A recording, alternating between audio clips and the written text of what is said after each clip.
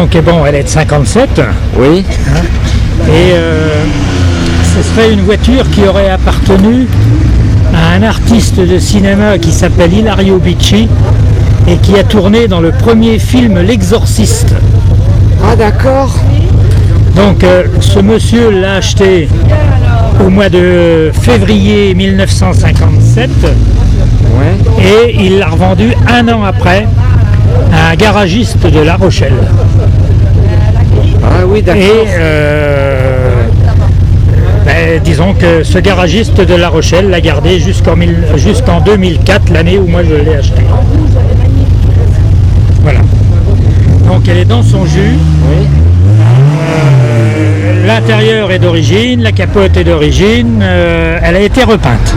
Elle a été repeinte en quelle année, je ne sais pas, mais c'est la teinte de la voiture, puisqu'à cette époque-là, les tableaux de bord étaient en acier et peints de la couleur de la voiture. Donc le tableau de bord n'a jamais été repeint, c'est sa couleur d'origine. Et d'après les archives Alfa Romeo, on a su qu'elle était sortie le 27 février 1957. Ouais. Donc de sa couleur, c'est sa couleur d'origine. Oui, d'accord. Voilà. Elle est super. Hein. Donc c'est un 1300 cm3 et combien ça consomme au 100, la consommation? Beaucoup. Ça consomme pas mal. 10 litres plus. Et, à l'époque, il a donné pour 11 litres 5. Ah oui. Il a donné pour 11 litres 5. Bon, si on tire un peu dessus, au-delà de 90-100, ça fait 11 litres. 11 litres 5. En dessous, bon, si on reste dans les 90, ça fait 8 litres et demi. Mais bon, parce que c'est une version Veloce, elle a 2 carburateurs à double corps. C'est-à-dire ça fait un carburateur par cylindre, parce que c'est un 4 cylindres en ligne de 1300 cm3. Disons que si on lui tire un peu dessus, ça a quand même tendance à être gourmand. À être gourmand. Oui, d'accord, j'ai compris, d'accord, oui. Mais quand même des voitures, c'est un bloc aluminium. C'est les premiers blocs qui sont sortis tout alu. Ah d'accord. Là-dessus, culasse alu, bloc alu, carter alu. Ah d'accord. Donc les premiers sont sortis en 54 par Alfa Romeo. Donc c'était les premiers. Elle coûtait combien à cette époque-là, cette voiture-là? Je vais faire mon petit peu. Oui. À l'époque, c'est marqué dessus. Oui. Ah, si jamais tu as besoin de m'appeler. Neuf en France, elle coûtait 2 670. Ah oui, d'accord. Mais en 57. Oui, bah oui. Non, c'est-à-dire que ça, c'est des voitures qui n'étaient pas très distribuées en Italie. Ah bon? Parce que les Italiens ne pouvaient pas s'acheter ces voitures. Ah bah oui, il n'a pas les moyens. Ben non. Oui. Donc ça partait beaucoup aux États-Unis. Ah d'accord. Les États-Unis et puis les gens qui avaient des ronds en France Ah bah oui. Mais les Italiens ne pouvaient pas s'acheter ces voitures-là.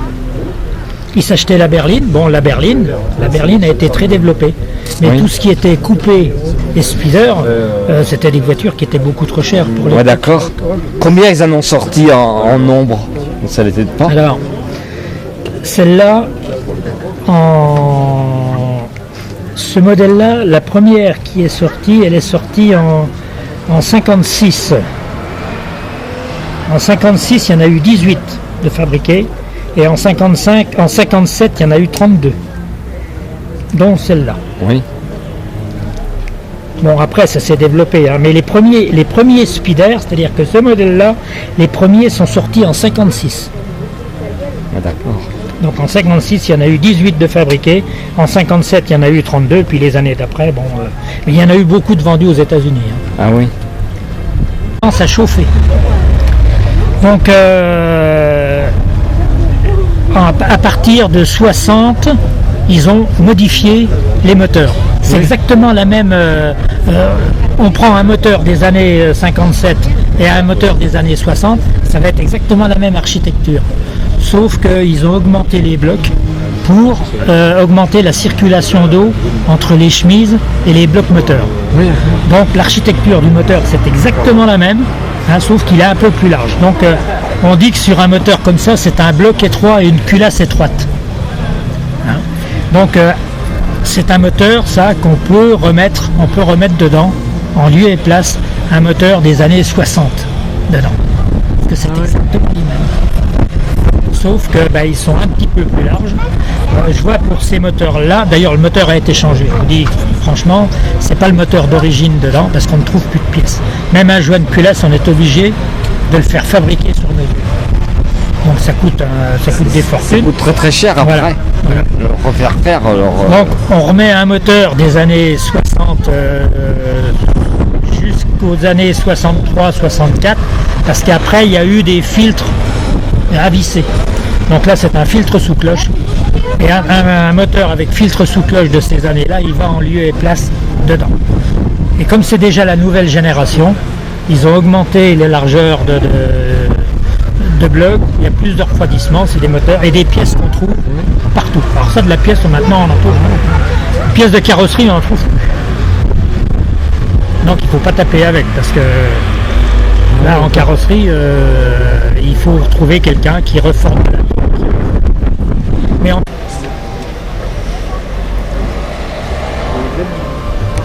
l'intérieur de la Garenne Valentin, faites ce tour sur le côté de l'église. Vous pouvez rentrer à l'intérieur sur l'église.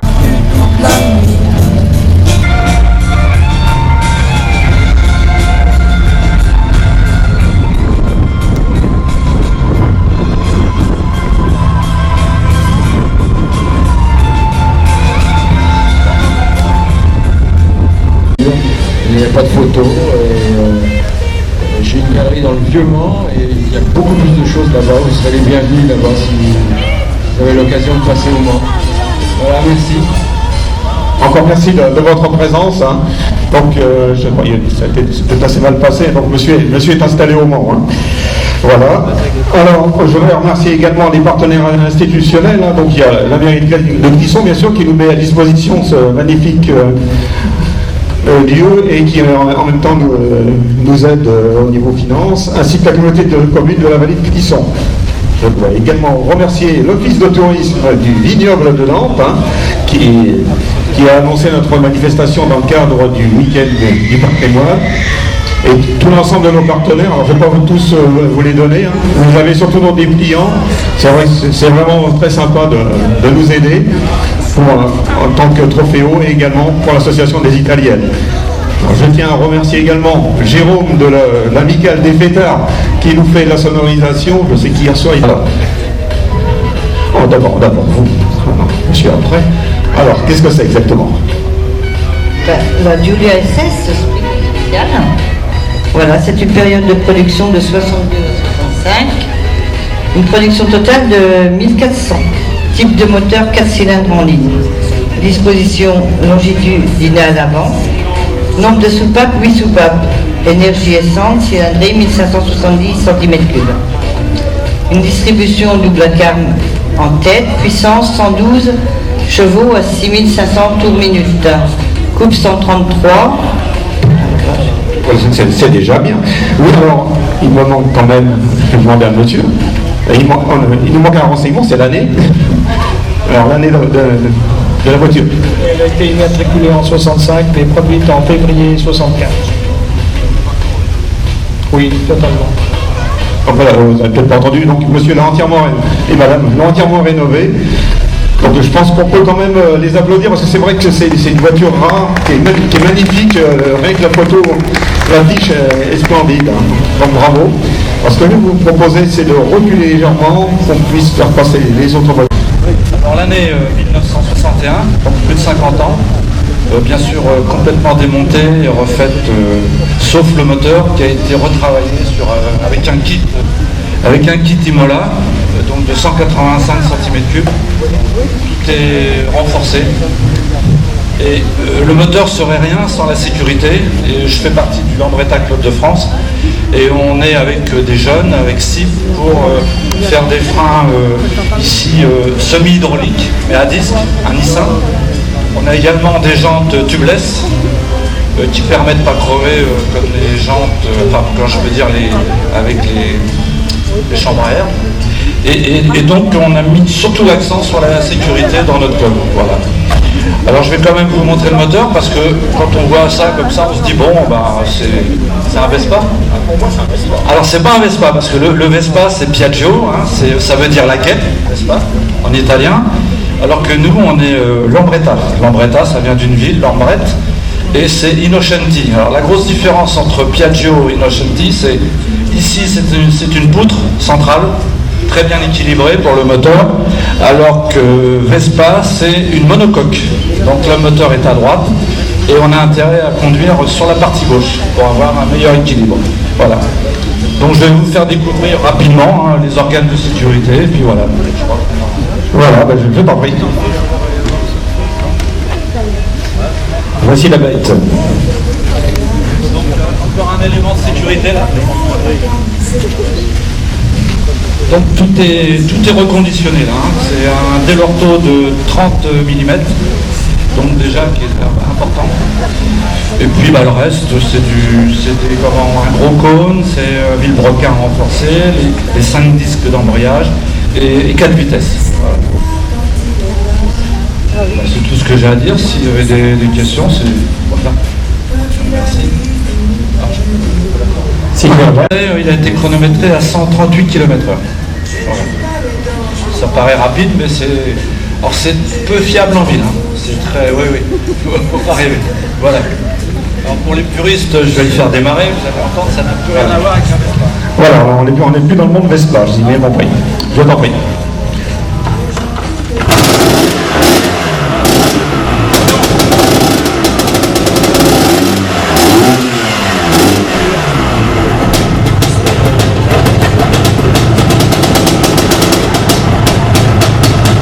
Impressionnant l'affaire. Et à 138 km/h, ça doit être encore plus impressionnant, je pense. Mais bon. Eh bien écoute, je te remercie. C'est une Lancia Zagato 1300 de 1973. C'est une toute acier. La série 2 et la série 1 étaient toutes aluminium. C'est un 1300 avec double carburateur. Il y a boîte 5 vitesses, 80 disques. Qu'est-ce qu'il y a d'autre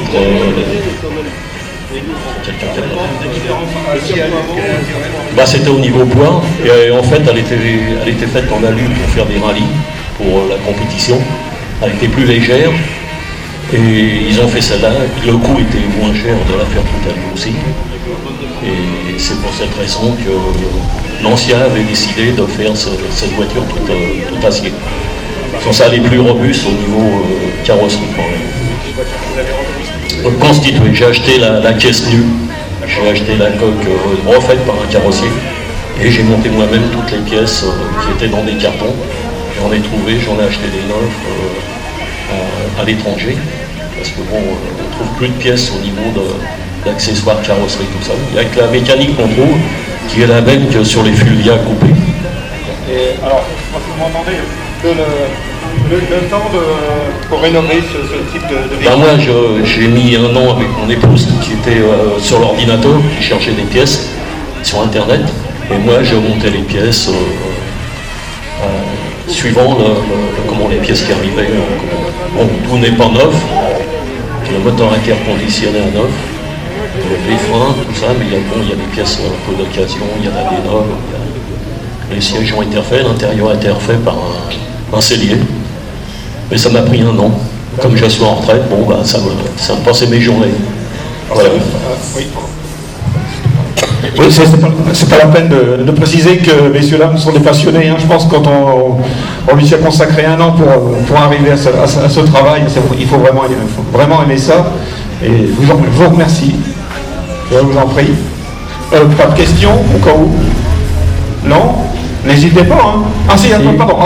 J'ai la question. Christian? Combien financier ça a rapporté le fait de rénover le véhicule? Au niveau financier, ça vous a... Le coût de la rénovation? 10 000 euros. 10 000 euros. lors de sa commercialisation. Et le propriétaire que nous avons sur la machine est un collectionneur avéré de Benelli 650, puisqu'il en a combien? Tu en as chez toi? 6. Voilà, 6 c'est tout. Voilà. Bon, ben, il va vous parler de sa machine, parce qu'il les connaît sur le bout des ongles. Et il a un stock de pièces de je ne sais combien de mètres cubes. Il va vous raconter tout ça.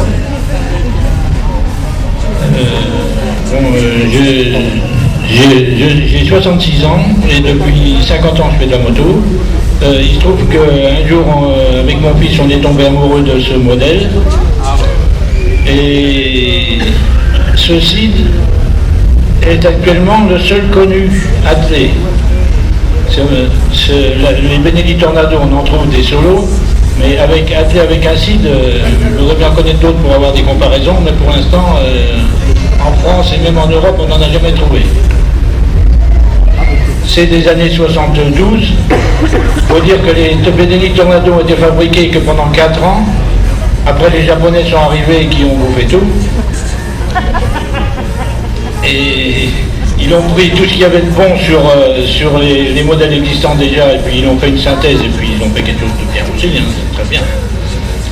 Et donc, ça a été fabriqué que pendant 4 ans. Donc, pour en trouver, ça devient de plus en plus difficile. Parce qu'il y en a quand même qui disparaissent au fur et à mesure. Et on en trouvait aux États-Unis, mais les États-Unis ont trouvé la solution. Ils les vendent sur Internet boulon par boulon. C'est-à-dire qu'ils les démontent entièrement, ils les vendent plus tout entières. Alors on ne peut plus les retrouver. On trouve des pièces à la limite, mais on ne peut plus trouver de modèles entiers. De moins en moins. Il y en a encore un peu. Hein.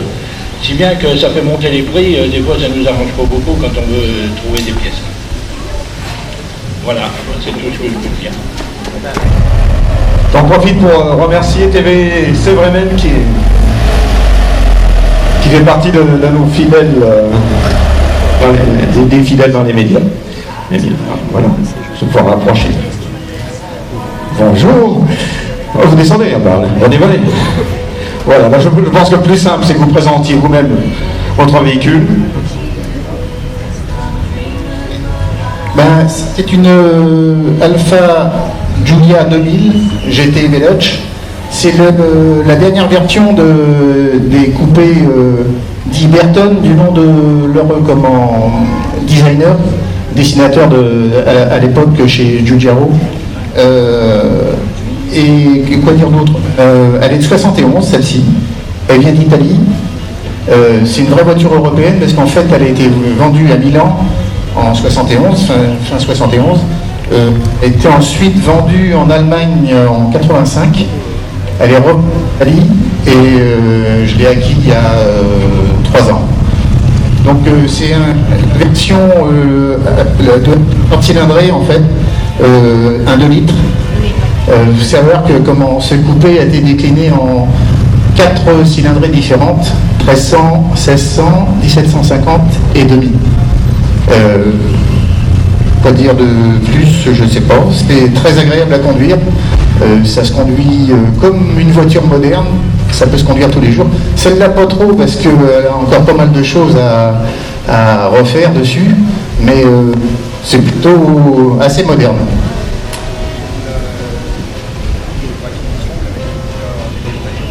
Oui, quelques petites choses, mais il reste encore beaucoup de choses à faire dessus.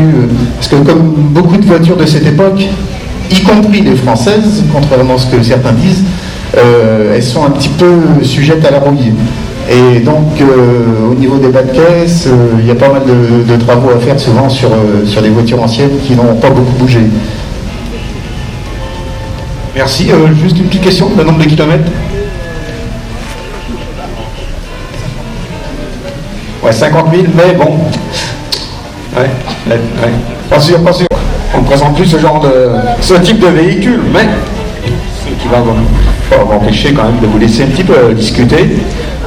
Alors, le modèle, l'année. Fiat 500L de 1973, 61 000 km moteur, donc n'a pas beaucoup roulé, même pour un véhicule de 40 ans. Propre, restauration, je dirais, sur certaines pièces, certains éléments, mais je n'ai pas eu nécessité. C'est un des derniers modèles. Il y a d'autres modèles effectivement qui ont existé, après Jardinera, C'est un modèle avec des portes traditionnelles, alors que les premiers modèles étaient avec des portes suicidaires. Concernant la conduite, ça se conduit très normalement. Nous n'avons pas un 8 cylindres à l'intérieur, mais un 2 cylindres. Dedans 18 chevaux réels, quand même, vous vous rendez compte. Donc ce qui fait que ce matin, pendant la sortie, elle peinait un petit peu sur certaines côtes. Et pour passer la première, elle n'est pas synchro, donc il faut la passer à l'arrêt. Et éventuellement, un petit peu, j'essaie de m'entraîner au double débrayage, qui aide dans la décélération. Voilà, quoi dire d'autre, communément appelé pot de yaourt, la voiture du peuple en Italie, quand ça s'est créé, mais qui n'a pas forcément entraîné un succès immédiat. Ça, c'est faux fur et à mesure de l'histoire de l'Italie. Sans les Fiat 500, peut-être l'Italie aurait un autre visage. Voilà. Merci. Alors, je pense que il s'agit à peu près du modèle du Grand Bleu, du film du Grand Bleu. Oui, à part la couleur, mais bon, apparemment, ça se repeint assez facilement pendant les films. Un tout petit point complémentaire, le coffre arrière qui est ouvert, tout simplement parce qu'au ralenti, attention un petit peu à chauffer, la bobine étant pas loin du pot d'échappement. Donc pour éviter d'avoir des soucis et pouvoir rentrer chez moi ce soir, je préfère quand même ouvrir le coffre arrière. Sur la Barthes, elle s'ouvrait en sens inverse, et le modèle Abarth avait une puissance de 53 chevaux. Donc il fait le 24 heures du Mans, le modèle Abarth, avec quand même un peu surgonflé. Celle-là n'est pas surgonflée, elle reste avec une motorisation basique. Voilà. Ben, je vous remercie, je trouve c'est super parce qu'on a un mélange cet après-midi, c'est vrai, de tous les modèles. Elle me plaît tellement. Si vous pouviez la stationner là, on va la laisser passer son après-midi ici, si ça vous embête pas. Voilà, je vous laisse avec Bertrand. Là, il s'agit d'une 850 T3, c'est une Moto Guzzi attelée qui a une fourche type Earls, les fourches que l'on mettait pour les sidecars, puisque les fourches d'origine pour les motos, ce sont des fourches que l'on appelle télescopiques avec 2 bras parallèles, et bien entendu, c'est pas assez rigide pour atteler un sidecar qui lui pèse quand même un certain poids, je suppose. Oui, mais c'est surtout quand on freine, ça maintient la roue à l'avant plaquée. Du style des télélever sur les BMW. C'est-à-dire que la fourche ne s'enfonce pas, mais elle se lève. C'était le principe des fourches Earls sur les BMW R60, R62. À 40 ans, ma première VM, c'était ça. Ouais, c'est ça, ouais, exactement. Parle-nous de ta machine, tu l'as depuis quand? Tu as fait quoi dessus? Tu as beaucoup de Moto Guzzi? Tu as d'autres italiennes? 2 Moto Guzzi, une Junac et une MZ, 3 7 à la maison. Voilà, ça c'est une moto que j'ai achetée en épave, j'ai dû acheter ça à 1000 €. On a tout fait, voilà, ça marche très bien. Le moteur entièrement? Tout. Voilà. Avec des pièces d'occasion, avec l'investissement total doit y avoir 1500 € au maximum. C'est une moto qui totalise combien de kilomètres? 150 000 à peu près. C'est courant pour les Guzzi, hein, des kilométrages comme ça. Surtout les gens qui roulaient en side, c'était des gros rouleurs. Il y avait des concentrations à l'époque l'hiver qui avaient rappelé le célèbre Nürburgring, hein, des éléphants, ou alors le plateau de 1000 vaches. Ça existe depuis 2 ans. Oui, mais ça s'était interrompu. Ça s'était pas interrompu. Au soleil, ça serait parfait.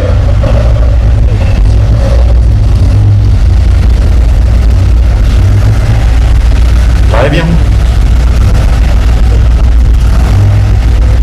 Merci. J'aime pas le ralenti. Ah, voilà. Un petit peu comme nous, on va dire, aujourd'hui. Bonjour. Écoutez, ce que je vous propose, c'est un petit peu comme pour vos collègues, c'est de nous présenter votre véhicule. Donc, une Alfa de 1957, un speeder. 308 GTB, alors tout le monde doit la reconnaître puisqu'en gros le Magnum l'a rendu célèbre, non pas en berlinetta comme celle-ci, mais en GTS, c'est-à-dire le toit amovible. C'est un V8 moteur transversal. Voilà, celle-ci vient des États-Unis. On reconnaît par rapport au pare-choc, elle fait 230 chevaux pour une tonne. Elle est de 1980, je ne sais pas si je l'ai dit. Donc voilà, donc c'est la grand-mère de la Modena que vous avez vue tout à l'heure. C'est l'arrière-grand-mère de la 458, puisque en fait c'est elle qui a inauguré les moteurs V8 arrière. puisque Ferrari était plutôt sur des 12 cylindres avant. Voilà, c'est une des premières à avoir un 8 cylindres arrière qui a donné la 328, la 348, la 360, la F430 et la 458 maintenant. Voilà. Donc voilà. Alors elle a d'origine 40 maintenant. Sachant que les Ferrari, on roule pas avec. on fait 2 sorties par an. En gros, si je fais 2000 km, c'est parce qu'il y a le Mans classique dedans, mais voilà, on roule pas avec. Donc on achète des voitures qui ont 20 000 km d'origine. Voilà, tout est dit presque. Je te laisserai la parole tout à l'heure, Bertrand, pour rajouter un petit mot. Bon, enchanté de vous recevoir en Trofeo. Je vais vous laisser présenter carrément le véhicule et puis les autres que vous avez si vous le désirez. Donc cette voiture, c'est une Tommaso Pantera, donc produite en 1972. C'est une voiture qui a été produite à 7000 exemplaires. Elle a été produite pendant uniquement 4 ans, on va dire, 4 vraies années de production.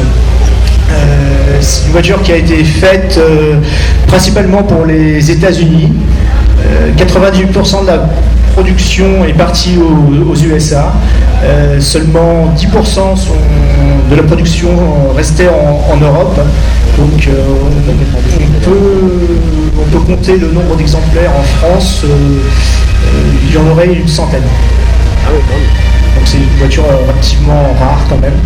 On n'en voit pas beaucoup en circulation. Il n'y en a que 2 en Loire-Atlantique. Voilà pour la voiture. Alors moi j'avais une question. Quelle est la cote actuellement de cette voiture? C'est une cote qui varie tous les ans.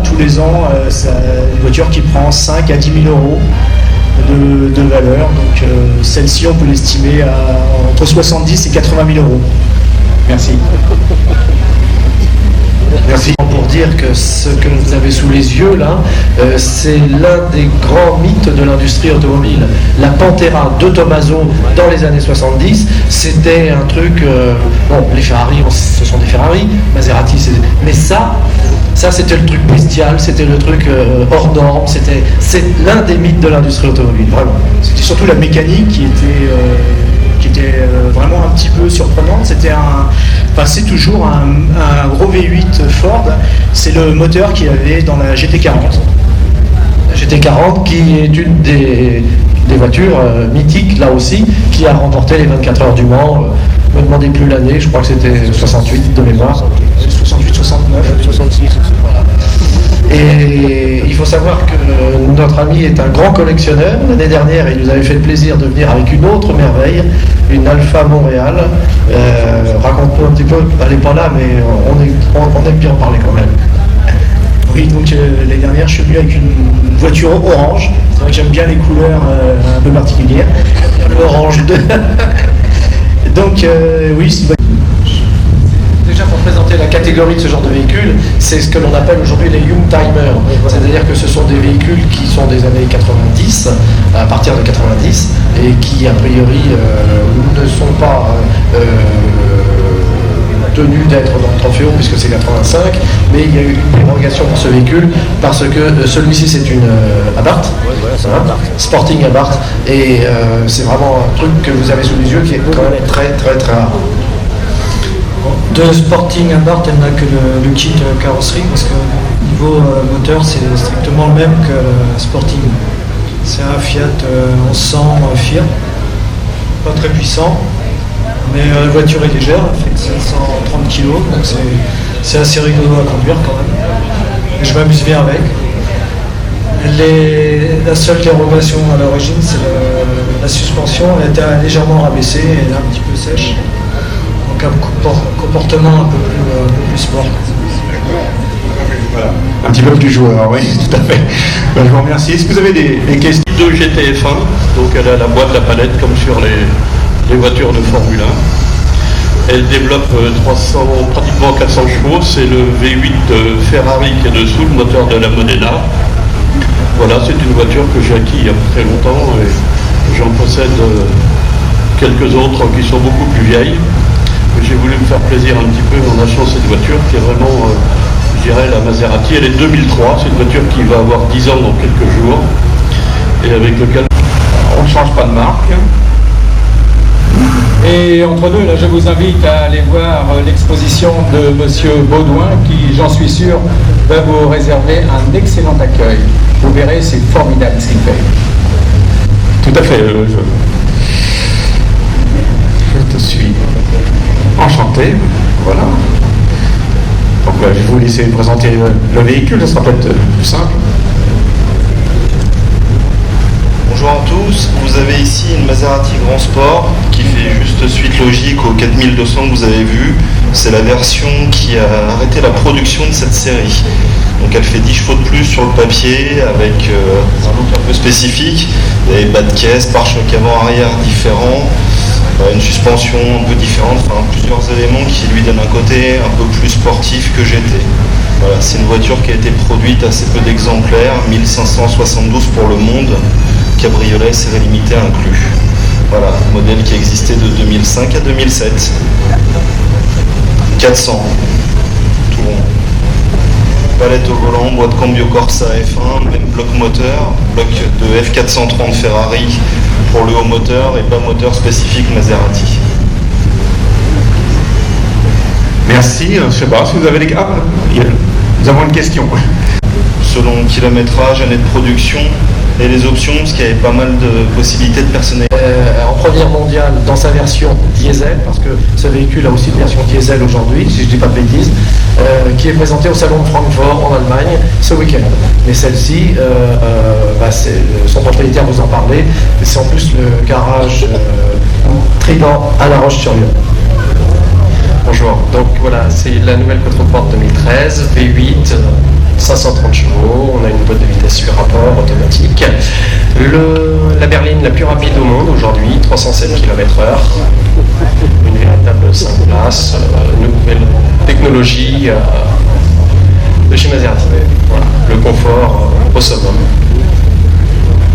307 km/h en Allemagne, bien entendu. Voilà.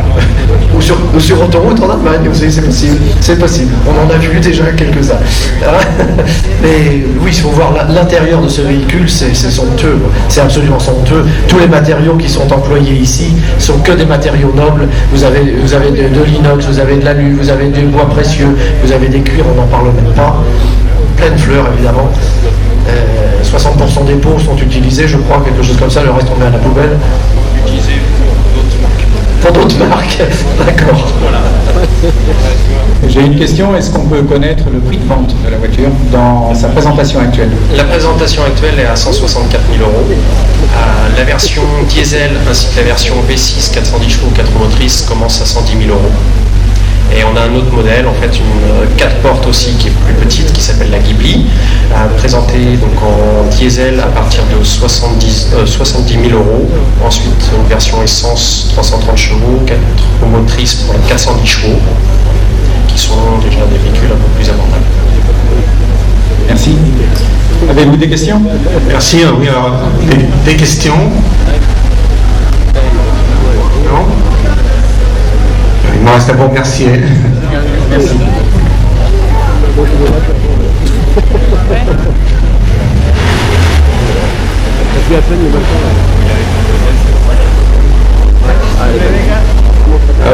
Ce que je disais à Bertrand, ce que j'ai constaté, c'est qu'il n'y a même pas de pédale d'embrayage sur une voiture comme ça. 1750 GT Veloce et 10 coupé Berton. Vous avez vu une autre version du coupé Berton qui était la rouge avec le moteur 2 litres. Celle-ci, c'est la version 1750 qui a été produite à partir de 1967 et jusqu'en 73. Il en était produit à peu près 44 000, dont 7 000, un peu plus de 7 000 ont été vendus en France. Voilà, celle-ci, pour les puristes, appartient à la série 2, c'est-à-dire l'évolution technique et esthétique qui est intervenue à partir de 69. Et cette voiture particulière a une histoire sympa, parce que c'est une voiture de famille qui a été achetée par mon oncle en 70, donc je l'ai connu tout petit garçon. Première main, on peut dire première main. Et je suis, moi, de la 3e génération d'alfistes. On peut dire que dans la famille, on est alfiste de grand-père en petit-fils. Voilà. Et Et donc à la fin de sa vie, mon oncle m'a cédé cette voiture, puisqu'il a vu qu'on s'entendait bien. Quand on s'était rencontrés, elle et moi, 25 ans plus tôt, lorsque j'étais étudiant, voilà, le courant était passé, donc il a accepté de me céder la voiture contre ma promesse de la remettre dans son état d'origine, voilà, et de la garder dans la famille. Voilà. C'était sa couleur d'origine et l'intérieur était en sky, fauve, comme elle est aujourd'hui. Elle est absolument identique à sa configuration de 1970.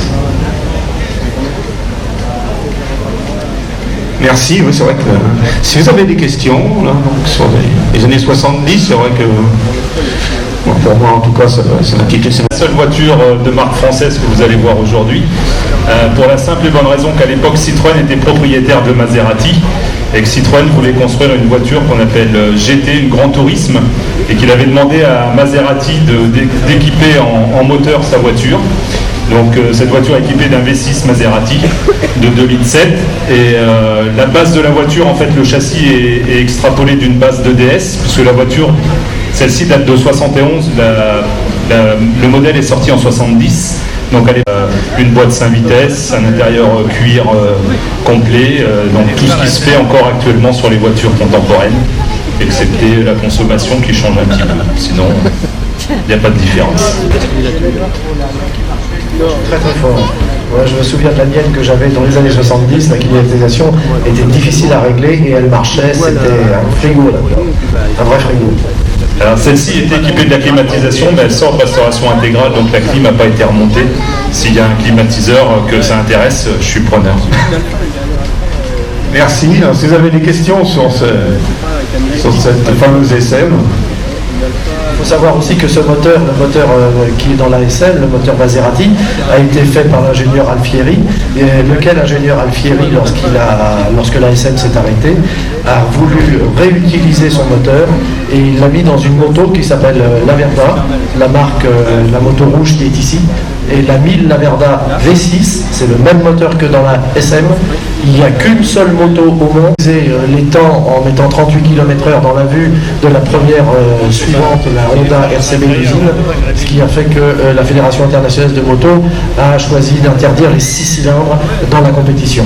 Mais pour vous dire les performances de ce moteur et les performances de l'ingénieur Alfieri qui avait déjà montré ses compétences en faisant la board cage en 1962. C'était Sur la voiture, cette voiture-là, quand elle est sortie, était donnée à 225 km/h. Donc forcément, sur une moto, on imagine. La V6, la Verda V6, dans la ligne droite du Mistral au Bol d'Or 78, 283 km/h. Faut la tenir après. Pierrot Laverda la tient toujours. Sauf il y a 15 jours, à la ligne de Man au TT, où il a fait un tout droit. C'est pour ça qu'il n'est pas là aujourd'hui, mais il sera l'année prochaine. Avec cette moto unique au monde. Merci. Donc si vous avez des questions, n'hésitez pas. Non? Hop, allez. Bon, bah, je pense que je vais vous laisser tous les deux. Hein. Vous connaissez assez pour pouvoir vous débrouiller.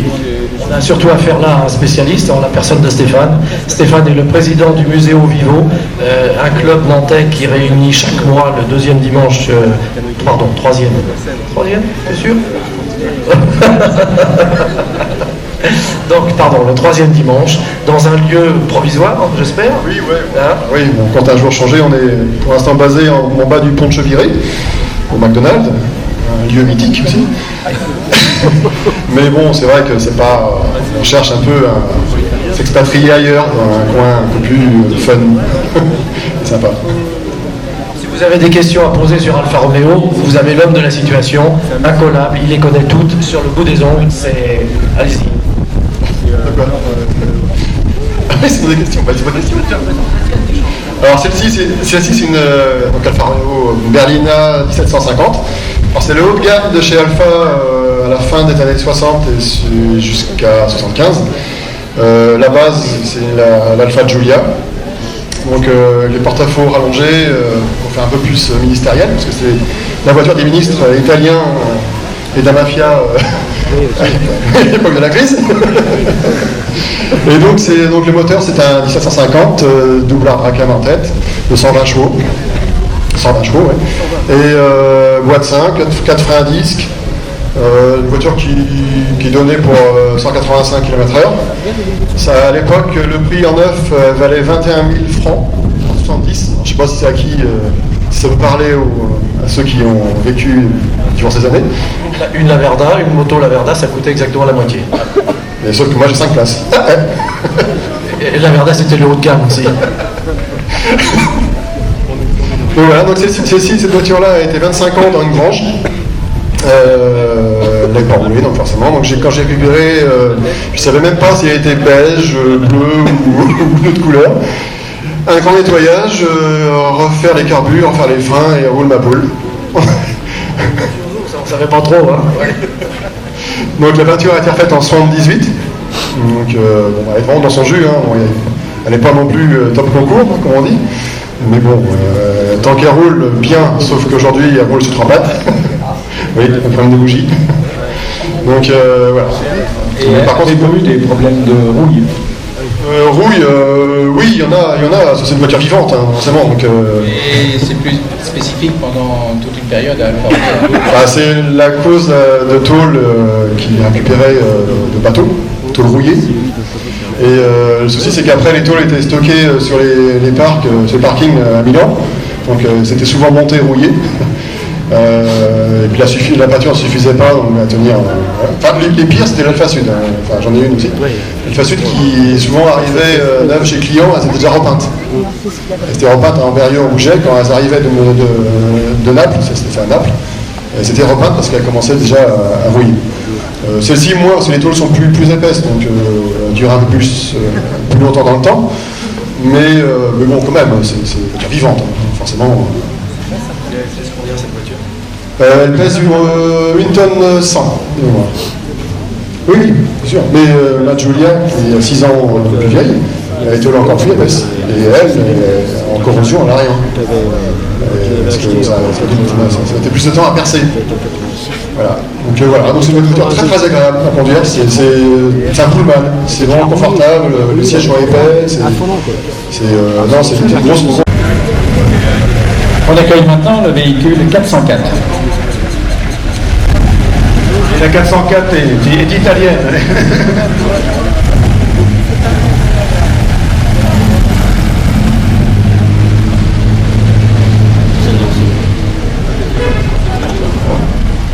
On reste dans le monde allemand.